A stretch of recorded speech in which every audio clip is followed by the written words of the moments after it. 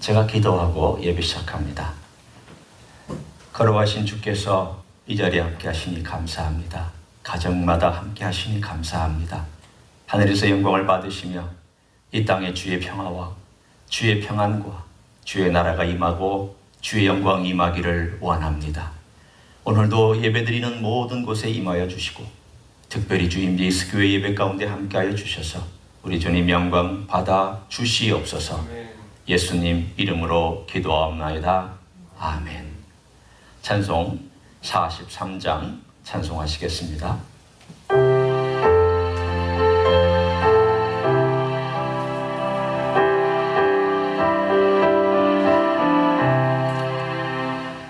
즐겁게 안식할 날, 반갑고 좋은 날, 내 마음을 편케 하니 즐겁고 기쁜 날, 이날에 천하 만민 다 보좌 앞에서 참되신 삼위일체 다 찬송 부르네.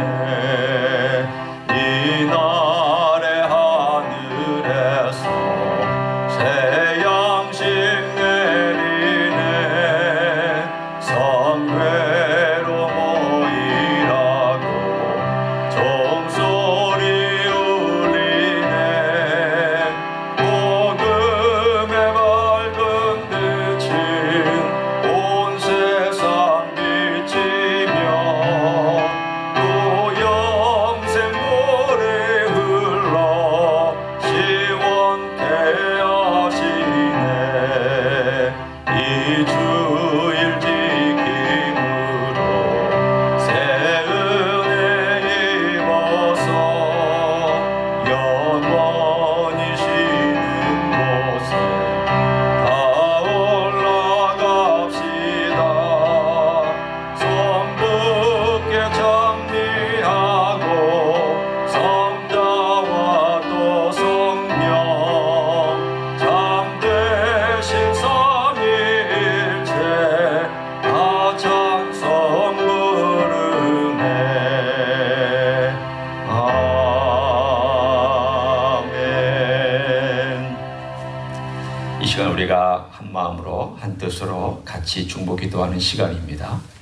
코로나 바이러스에 지나가는 모든 과정 가운데 하나님이 교회와 가정들 지켜주시기를 위해서 또 하나님의 놀라운 영광이 드러나는 기회가 되고 특별히 몸이 약한 분들이 강건하여지고 우리 선교사님들의 사역을 위해서 이 시간 다 같이 조용한 목소리로 기도합니다. 하나님 감사합니다. 오늘 하나님께서 우리를 불러주셔서 주님께 예배하게 하시니 감사합니다.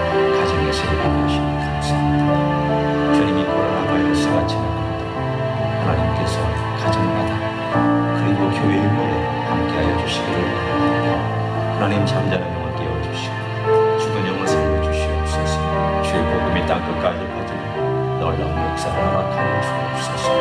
주님 이 민족과 나라와 그리고 하나님 이 미국 땅과 우리의 자손을 기억하여 주시옵소서. 원합니다. 아버지 하나님 손대신 놀라운 일들이 이루어지기를 원합니다. 선교사님 모든 행하는 일들이 함께하시고 기독과 예배 선교사님, 선교사 선교사 그리고 우리 하나님 아버지 멕시코의 모든 선교인들과 우리 하나님의 선하신 일들이 아름답게 되어지기 원합니다. 이약한 자들이 강건하게 하옵소서. 아버지 하나님 참으로 우리 하나님께서 약한 자들의 심령을 밝게 하시고 강하게 하셔서 우리 하나님의 도우심으로 일어서며 찬양하며 기도하며 걸어갈 수 있는 하나님의 종들을 만들어 주실 것을 믿습니다. 그런 하나님 우리의 모든 되게 해 주신 것을 감사드립니다. 감사합니다. 이 모든 기도의 제목을 사랑이 많으신 예수님의 이름으로 기도하옵나이다. 아멘. 우리의 신앙을 사도신경으로 고백하시겠습니다. 전능하사 천지를 만드신 하나님 아버지를 내가 믿사오며 그 외아들 우리 주 예수 그리스도를 믿사오니 이는 성령으로 잉태하사 동정녀 마리아에게 나시고 본디오 빌라도에게 고난을 받으사 십자가에 못 박혀 죽으시고 장사한 지 사흘 만에 죽은 자 가운데서 다시 살아나시며 하늘에 오르사 전능하신 하나님 우편에 앉아 계시다가 저리로서 산자와 죽은 자를 심판하러 오시리라. 성령을 믿사오며 거룩한 공회와 성도가 서로 교통하는 것과 죄를 사하여 주시는 것과 몸이 다시 사는 것과 영원히 사는 것을 믿사옵나이다. 아멘. 다 같이 일어나셔서 봉헌하시겠습니다. 50장 찬양하시며 주님께 봉헌합니다.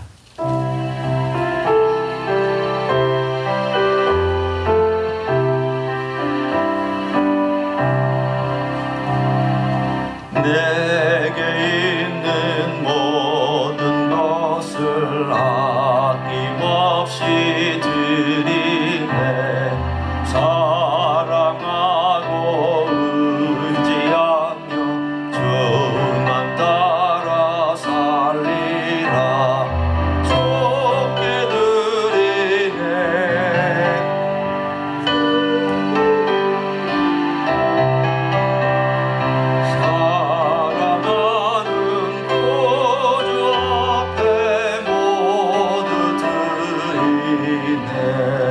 기도하겠습니다.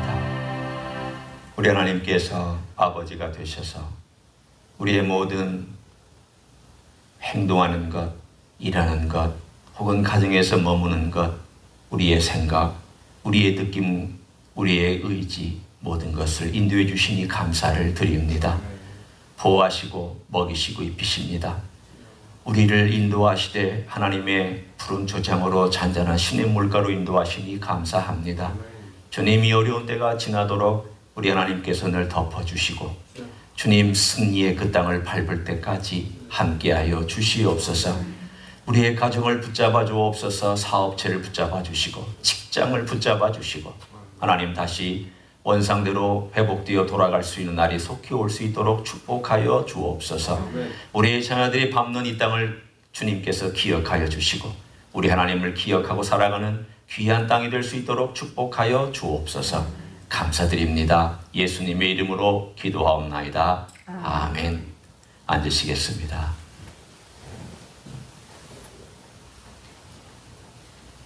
광고 시간입니다. 몇 가지 광고 드리고 그리고 말씀 나눕니다. 모든 분들 주님의 이름으로 축복하고 5월 한 달 동안 5주입니다. 하나님께서 계속해서 가정에 복 주시기를 원합니다. 다음 주일부터 24일입니다. 넷째 주일이죠. 저희 주일 예배를 1부 9시와 2부 11시에 2번 나눠서 드립니다. 가능한 한 저희가 사회적 거리두기를 유지하면서 또 약간 내부이기 때문에 어떻게든지 서로에게 어려움을 주지 않도록 하는 그러한 안전을 지키면서 예배를 드리려고 합니다.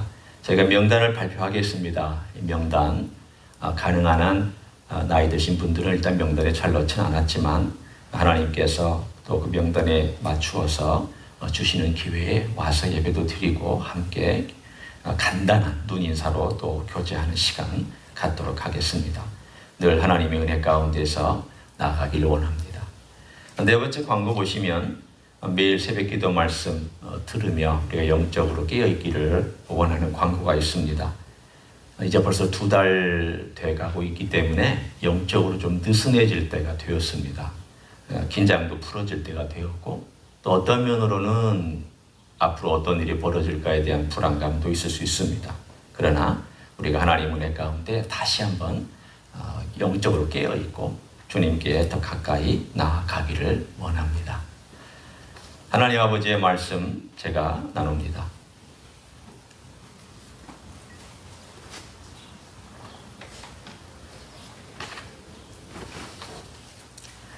말씀은 룻기 2장이죠. 2장 1절부터 끝절 23절까지를 제가 설교를 하면서 여러분과 함께 말씀을 읽으면서 하도록 하겠습니다. 우리의 삶에 만일, 이 만일이라는 것은 된다 안 된다를 뜻하신 것이 아니라 한번 생각해 보자는 거예요. 보이지 않지만 강한 손이 있다 한다면 여러분은 그 손을 어떤 손으로 믿고 따라가겠습니까? 어떤 손이 있는데 그 손이 대단히 섬세하고 연약하지만 정확하게 원하는 뜻대로 이루어가는 손이 있다면 여러분은 어떻게 또 어떤 마음으로 그 손을 따라가겠습니까?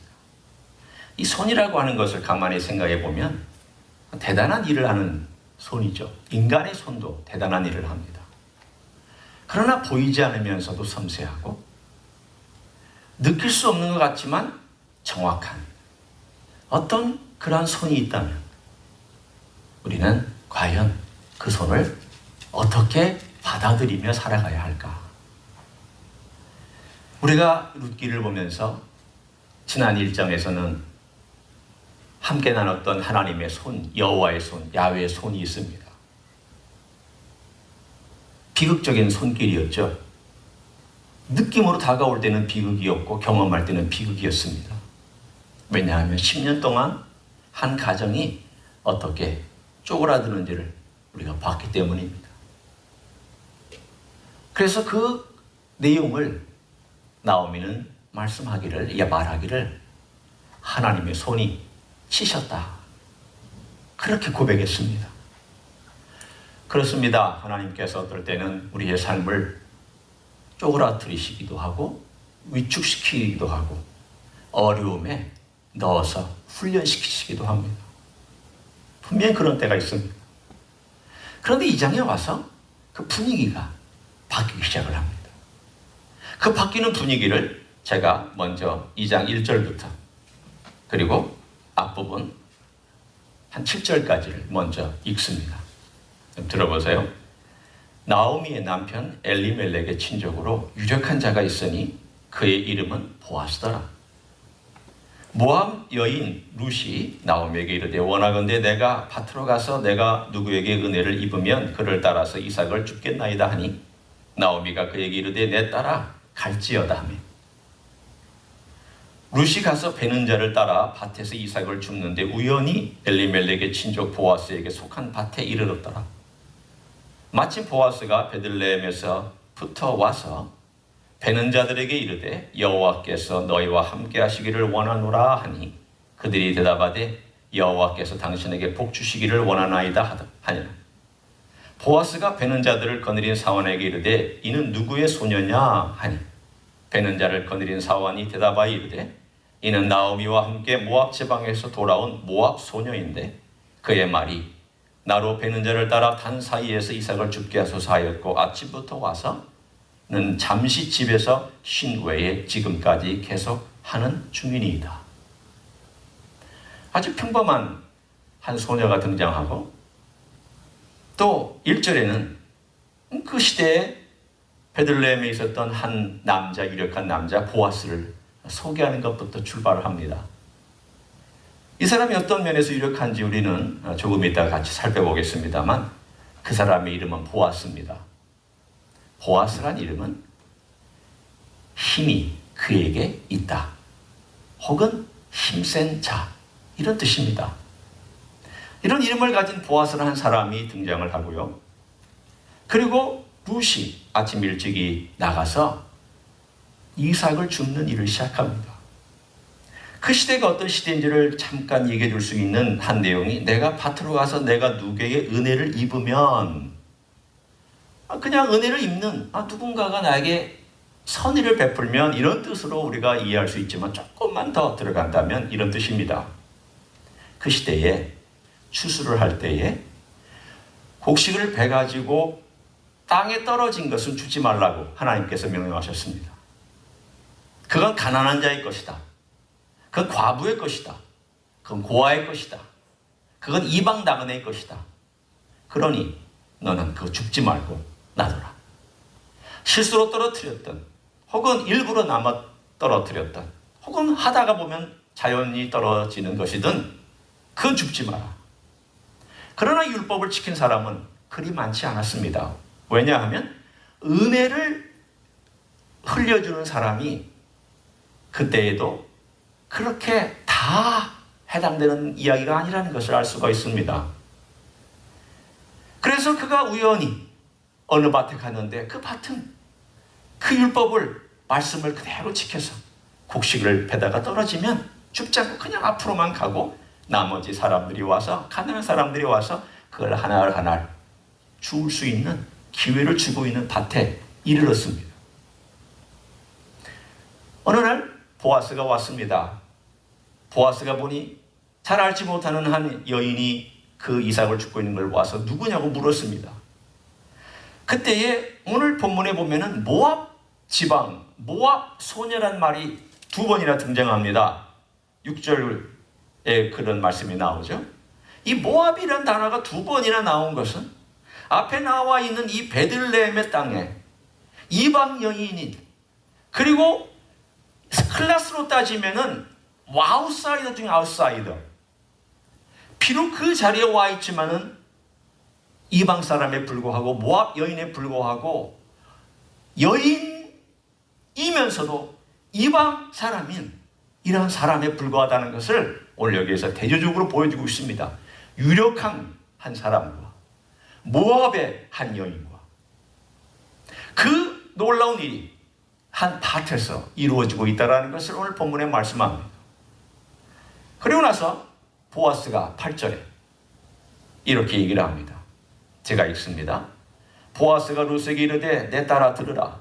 이삭을 주우러 다른 밭으로 가지 말며 여기서 떠나지 말고 나의 수녀들과 함께 있으라.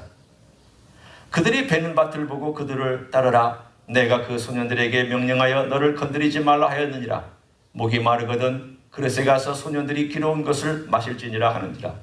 룻이 엎드려 얼굴을 땅에 대고 절하며 그에게 이르되 나는 이방 여인이거늘 당신이 어찌하여 내게 은혜를 베푸시며 나를 돌보시나이까 하니 보아스가 그에게 대답하여 이르되 내 남편이 죽은 후로 네가 시어머니에게 행한 모든 것과 내 부모와 고국을 떠나 전에 알지 못하던 백성에게로 온 일이 내게 분명히 알려졌느니라. 여호와께서 네가 행한 일에 보답하시기를 원하며 이스라엘의 하나님 여호와께서 그의 날개 아래에 보호를 받으러 온 네게 온전한 상 주시기를 원하노라 하는지라.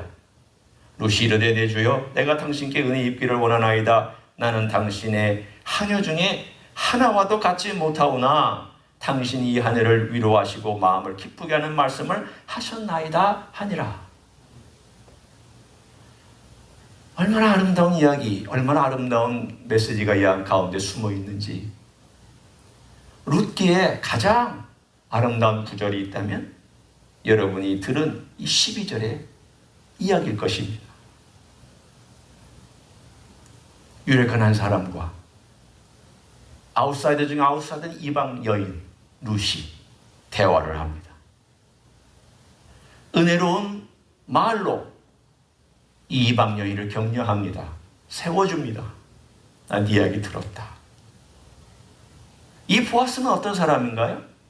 이 보아스는 제가 지난주에 함께 설교를 나누었던 라합이라고 하는 여인의 자손입니다.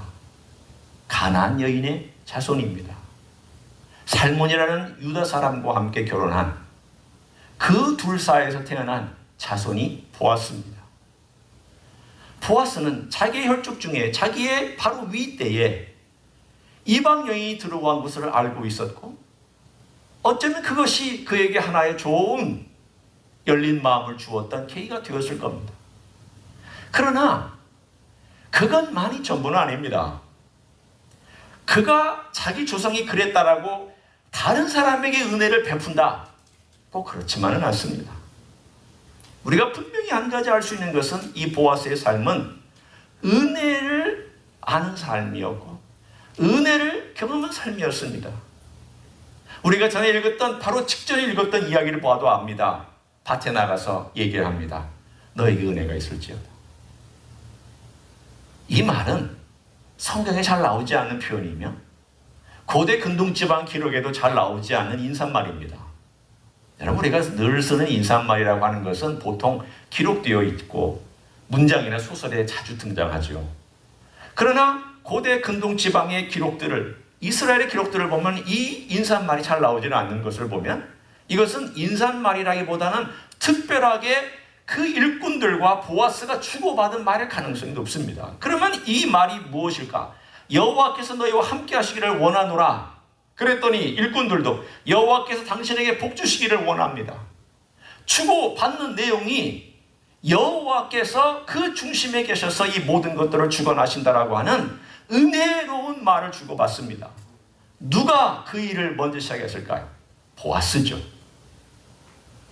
보아스는 은혜를 알기 때문에 은혜를 끼치는 삶을 살았고 은혜를 끼치는 말을 할 줄 알았습니다. 두 번째 대목, 룻이라고 하는 이방 여인과 대화할 때도 그는 은혜를 끼치는 말을 할 줄 압니다. 은혜로운 행동합니다. 너 다른 데한테 가서 하지 마라. 그리고 내가 이 소년들에게 너 건들지 말라고 했다. 사사시대에는 여인이 홀로 있는 것은 위험합니다. 남자들이 있는 세계에서 여인이 밭에 가서 이삭을 줍는다라고 하는 것은 대단히 위험한 일입니다. 건들지 마라. 손 하나 까딱하지 마라. 그리고 오히려 와서 같이 물을 마시며 먹게 하라. 그는 은혜로운 말을 할 줄도 알았고 격려하는 말을 할 줄도 알았고 기쁨을 주는 말을 할 줄 알았습니다. 뿐만 아니라 그는 은혜를 직접 삶에서 몸으로 베푸는 그러한 너그러운 사람이었습니다. 그런 점에서 보면 여기서 유력하다는 이 말이 어떤 의미인지를 우리는 볼 수 있습니다. 제가 마지막까지 다 읽고 그 유력하다는 말에 대해서 함께 정의를 내리고 가고자 합니다. 14절, 식사할 때 보아스가 룻에게 이르되 이리 와서 떡을 먹으며 내 떡 조각을 초에 찍으라 하므로 룻이 곡식 베는 자 곁에 앉으니 그가 볶은 곡식을 주매 룻이 배불리 먹고 남았더라.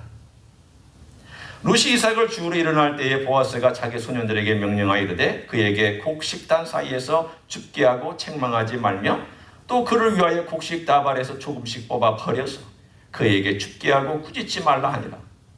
룻이 밭에서 저녁까지 줍고 그 주운 것을 떠니 보리가 한 에바쯤 되느니라.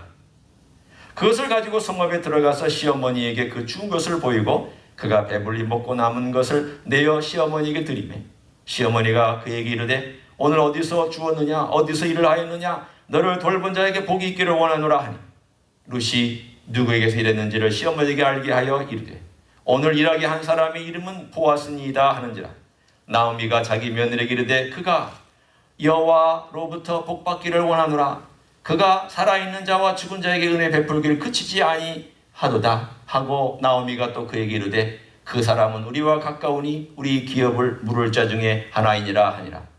모압 여인 룻이 이르되 그가 내게 또 이르기를 내 주수를 다 마치기까지 너는 내 소년들에게 가까이 있으라 하더이다 하니 나오미가 며느리 룻에게 이르되 내 딸아 너는 그의 소녀들과 함께 나가고 다른 밭에서 사람을 만나지 않은 것이 좋으니라 하는지라.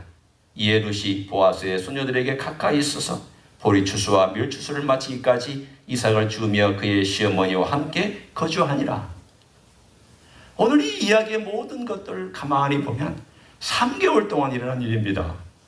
보리 추수 4월부터 4월, 5월, 6월 밀 추수할 때까지 10년의 고난이 있었던 이후에 3개월의 기간 동안에 하나님께서 드디어 일하기 시작하는 그때에 보아스라고 하는 한 은혜를 끼치고 너그러운 사람과 은혜가 절실하게 필요했던 룻이 만나는 장면으로부터 오늘 이야기가 시작되고 오늘 이야기가 그리고 끝부분까지 이어지는 내용입니다. 보아스가 어떤 면에서 유력했습니까? 이 유력하다는 단어는 용맹의 사람, 용기의 사람, 담대한 사람, 힘이 센 사람이란 뜻입니다. 그 당시에 유력하다는 단어는 용사들에게 쓰였단 말입니다. 기드온 같은 사사나 전쟁의 영웅에게 쓰였던 단어입니다. 그러면 오늘 보아스가 전쟁의 영웅인가요? 그 사람이 위대한 일을 행한 사람일까요? 아닙니다. 그는 단순히 베들레헴에서 땅을 경작하고 일꾼을 부려서 추수하는 아주 평범한 사람입니다. 평범하지만 그 평범한 가운데 위대함이 있었습니다. 일상성 속의 그 위대함이라고 우리가 보통 얘기하는 그 사람, 그의 영성은 위대한 일을 행하고 사람들에게 어떤 구원을 끼치고 놀라운 업적을 이룬 사람의 그 이야기가 아닙니다. 평범합니다. 그냥 일꾼입니다. 추수하는 사람입니다.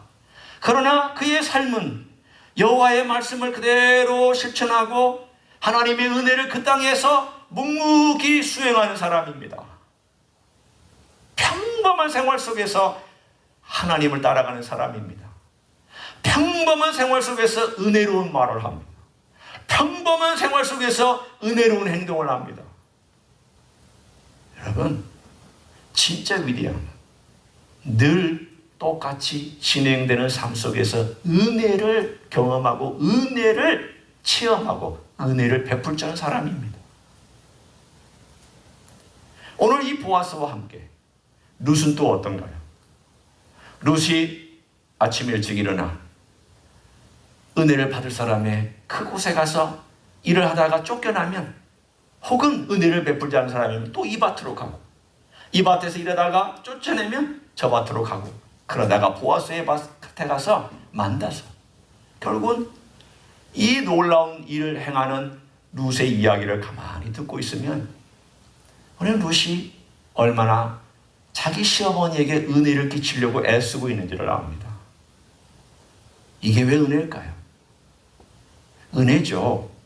젊은 여인이 나이 든 시어머니를 위해서 하루 종일 태양볕에서 아침부터 저녁까지 해가 떨어질 때까지 한 알 한 알 보리 이삭을 주어야 됩니다. 땅에 떨어진 것을 한 알 한 알 주어야 됩니다.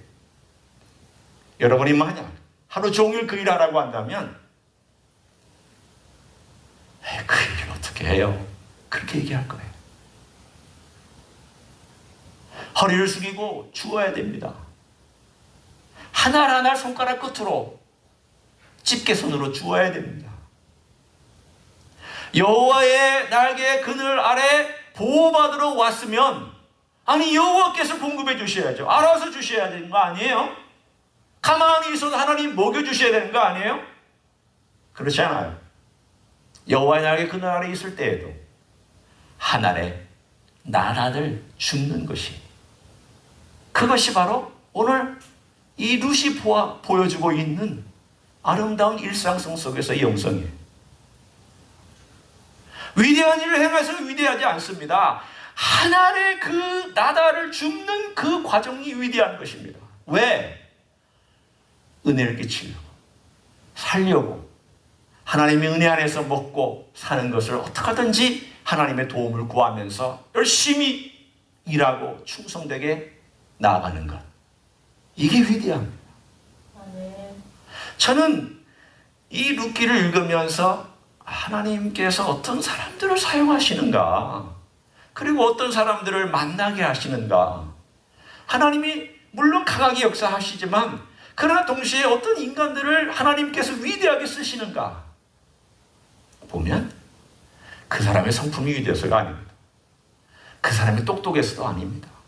하나님의 은혜의 날개 그늘 아래에서 그 은혜를 알고 그 은혜를 가지고 어떡하지 하루하루 주님과 함께 동행하면서 평범하지만 걸어가는 사람, 똑같은 일을 하지만 그 가운데 최선을 다하는 사람, 이런 사람들을 하나님께서 이상하게 만나게 하시고 사용하시는 것을 봅니다. 모두가 그렇지는 않습니다. 삼손의 경우도 그렇지도 않고 또 다른 영웅들은 그렇지 않은 경우도 있긴 하지만, 그러나 끝까지 아름답게 쓰임받는 사람의 내용을 보면 대부분은 이런 사람들입니다. 그러면 이 이야기의 주인공은 누굴까요? 보아스일까요? 룻일까요? 나옴일까요? 아닙니다. 오늘의 이야기의 주인공은 바로 보이지 않는 손으로 역사하는 야훼 하나님입니다. 저는 그 이야기를 오늘 2장에서 한번 보려고 합니다. 제가 세 군데를 다시 한번 읽을 겁니다. 3절을 먼저 보세요. 룻이 가서 베는 자를 따라 밭에서 이삭을 줍는데 그 다음 나온 단어가 우연히라는 단어가 나옵니다. 우연히.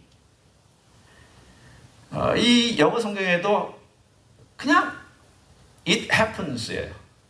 그러니까 우연이라는 뜻이 그대로 있는 거예요.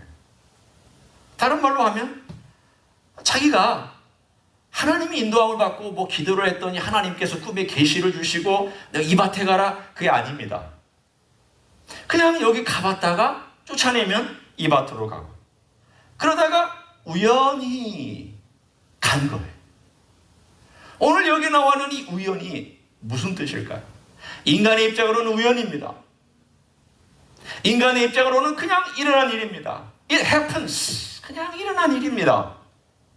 그러나 하나님의 보이지 않는 손이 이 우연이라고 하는 인간 앞에 있는 이 일들을 통하여서 그분의 필연으로 이끌어가고 있는 내용들이 오늘 3장 3절에 이 단어를 사용을 했습니다. 보이지 않아요. 그래서 우연 같아요.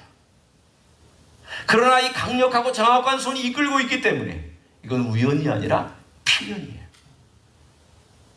자, 그러면 이 필연의 손길이 어디로 이끄는가를 한번 보세요. 12절 다시 돌아옵니다. 아까 읽었던 본문이죠. 여호와께서 네가 행한 일에 보답하시기를 원하며 이스라엘의 하나님 여호와께서 그의 날개 아래에 보호를 받으러 온 내게 온전한 상 주시기를 원하노라. 두 번째는 보아스의 축복의 언어를 통해서 하나님이 역사하고 있습니다. 보아스의 입술을 통해서 하나님이 역사하고 있는 내용이에요.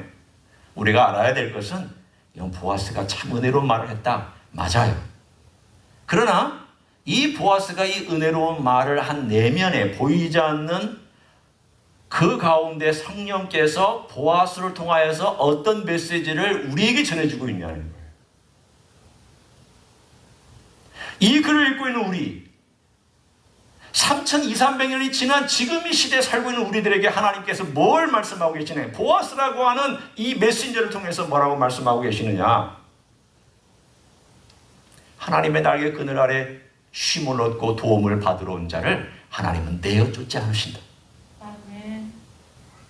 하나님은 절대로 그 날개 그늘 아래 긍휼을 구하는 자를 빈손으로 빈궁한 몸으로 돌아가게 하신 적이 없다.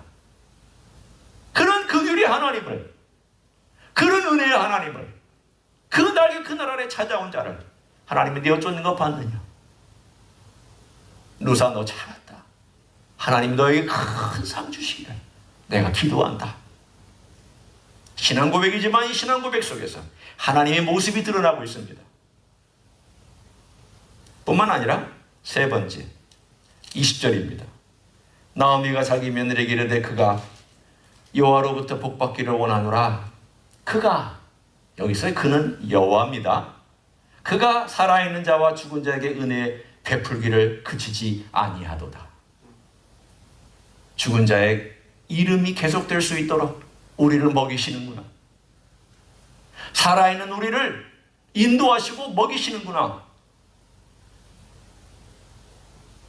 하나님이 우리를 드디어 손대시고 베푸시기 시작하시는구나. 나오미가 고백한 내용이에요. 나오미가 드디어 무슨 말을 하냐면 나를 나오미라고 부르지 마라. 나는 마라라. 나는 기쁨의 여인이 아니다. 나는 즐거움의 여인이 아니다. 나는 슬픔의 여인이다. 고난의 여인이다. 그런데 이 장에 와서 그 맨 마지막에 바꿔주기를 여호와께서 살아있는 자와 죽은 자를 하나님이 기억하시고 긍휼을 베푸시는구나. 하나님이 드디어 역사하시는구나. 룻을 우연히 인도하신 하나님,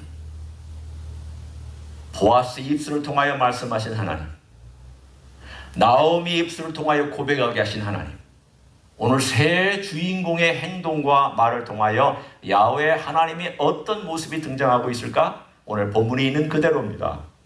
하나님은 그분의 날개 그늘 아래 온 자를 내어쫓지 아니하며 좋은 것과 값진 것과 아름다운 것으로 채워주신다. 아멘. 여러분, 우리는 이 손길을 믿고 있습니다. 아멘. 우리 한 사람 한 사람이 이 자리에 온 게 우연이 아닙니다. 이 팬데믹이 일어난 것이 우연이 아닙니다. 고난이 우연이 아닙니다. 하나님의 필연입니다. 그러면 이 필연 속에서 하나님이 어떻게 인도해 가실까를 그분의 날개 그늘 아래 들어가고 그분의 날개 그늘 아래서 쉬고 그분의 날개 그늘이 인도함을 받으면 됩니다. 보세요. 하나님의 손은 워낙 크기 때문에 펼치면 날개 같아요. 제 손은 그늘이 안 돼요. 제가 아무리 손을 펼쳐서 날개처럼 만들어도 그늘이 안 돼요. 그러나 하나님의 손은 크고 넓고 강력하기 때문에 그늘이 돼요. 날개 같아요. 쉼이 있어요. 암탉도 자기 새끼를 독수리로부터 보호하려고 날개를 펴고 보호해요. 생명을 걸어요. 아니, 암탉이 평소에는 독수리 도망다니거든. 그냥 병아리가 있으면 용감해져. 암탉도 하물며 자기 병아리를 보호하기 위해서 날개를 펴는데, 하나님의 손이 날개처럼 펼쳐질 때에 그 날개 그늘 아래에 있는 자가 그 손의 인도함을 받으며 그 손의 보호를 받으며 그 손의 공급함을 받으며 그 손으로 모든 것들이 아름답게 이루어지는 것을 경험하지 않겠습니까? 저는 이 사실을 분명히 믿습니다.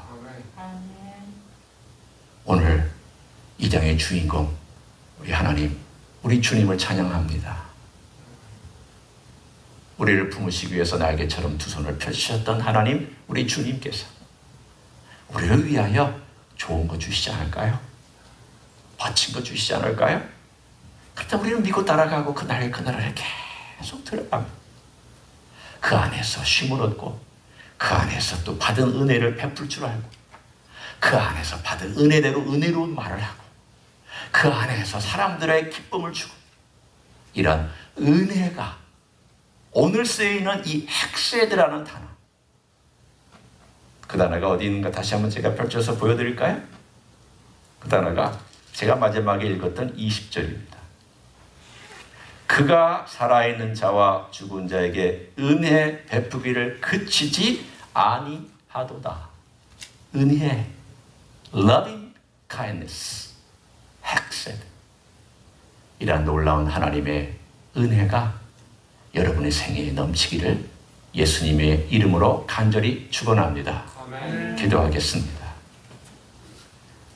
제가 기도하고 마칩니다. 예수님 감사합니다. 그 손을 펼치사 우리의 죄를 용서해 주신 은혜 감사합니다. 우리를 품으시기 위하여 피 흘리신 것 감사합니다. 우리를 용서해 주신 그 은혜 감사합니다. 그 큰 손 아래 쉼을 얻고 구원을 얻고 그 쉼 아래 또한 우리가 힘을 얻습니다. 주님의 날개는 강력하고 주님의 날개는 부드럽습니다. 주님의 날개는 섬세하고 주님의 날개는 정확합니다.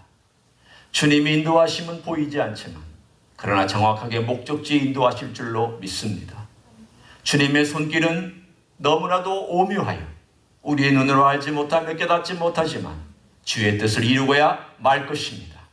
우연이 아니라 필연이며 주님의 역사가 우리의 삶 가운데서 아름다운 증거들로 드러날 줄로 믿습니다. 주님께서 그렇게 일하시며 역사하사 사랑하는 종들, 가정에서 예배드린 자들, 이 자리에 함께한 자들 모든 종들을 주님의 놀라운 은혜로, 주님의 놀라운 자비와 긍휼로 덮어 주시옵소서. 이제는 우리 구주 예수 그리스도의 은혜와 하나님 아버지의 극진하신 사랑과 성령 하나님 교통하심의 역사가 지금까지 은혜를 인도하신 주님의 그 날개 그늘 아래 내 삶을 다시 드리며 헌신하고 그 날개 그늘 아래서 쉼을 얻고 그 날개 그늘 아래서 용기를 얻고 그 날개 그늘 아래서 평범한 일상 속에서 주님께서 주신 나달 하나하나를 주어가며 우리 주님의 뒤를 따라가기를 소원하는 가정에서 예배드리는 모든 자들과 이 자리에 참여한 모든 자들과 주임지 수교회와 이민교회들과 한국교회들과 선교사님들 위해 이제로부터 영원히 함께 하실지어다. 아멘.